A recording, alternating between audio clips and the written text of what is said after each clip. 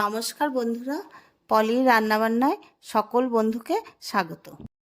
আজকের পর্বে শেয়ার করছি কাঁচা আমের ক্যান্ডি। ঘরে থাকা দুটি উপকরণ দিয়ে তৈরি করে নেওয়া যায়, খেতেও খুব ভালো হয়। সারা বছরের জন্য সংরক্ষণ করে রাখতে পারবেন। তাহলে চলুন কিভাবে কাঁচা আমের ক্যান্ডি তৈরি করলাম দেখে নেওয়া যাক। ম্যাঙ্গো ক্যান্ডি করতে আমি 500 গ্রাম আম নিয়েছি। কাঁচা আমের খোসা ছাড়িয়ে এরকম লম্বা লম্বা করে কেটে নিয়েছি। এদিকে একটা জল বসিয়ে দিয়েছিলাম কড়াইতে, ফুটে উঠেছে। দিয়ে দিচ্ছি আমের টুকরোগুলো।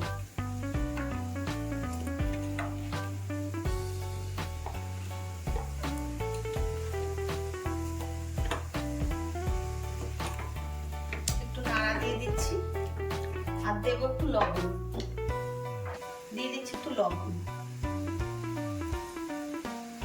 হাই ফ্লেমে 3-4 মিনিট ফুটিয়ে নেব।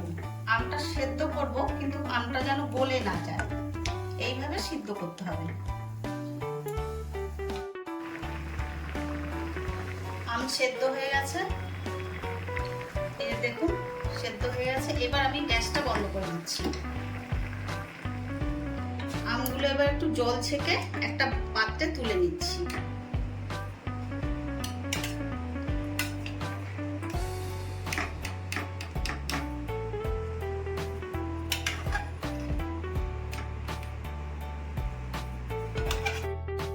এই গরম অবস্থায় আমগুলো চিনি গুঁড়ো করে নিয়েছি, চিনি গুঁড়োটা দিয়ে দিচ্ছি।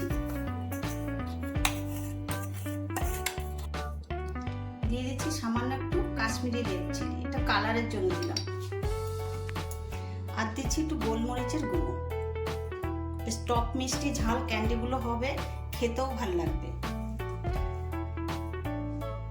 এবার চিনি গুঁড়োটা, গোলমরিচের গুঁড়ো আর লাল লঙ্কাটা আমি একটু ভালো করে এর মধ্যে দিয়ে রাখছি।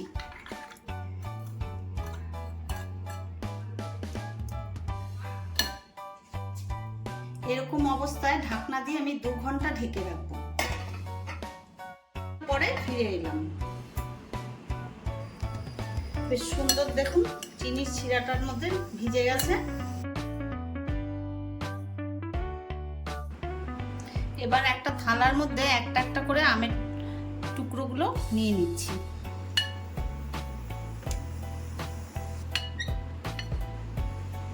এইভাবে আমের টুকরোগুলো নিয়ে আমি রোদে শুকোতে দেব।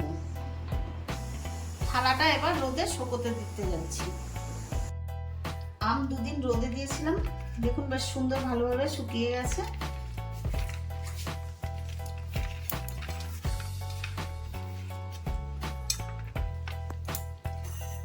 চিনির গুঁড়ো দিয়ে দিচ্ছি, এতে দেখতেও ভালো লাগবে, খেতেও ভালো হবে।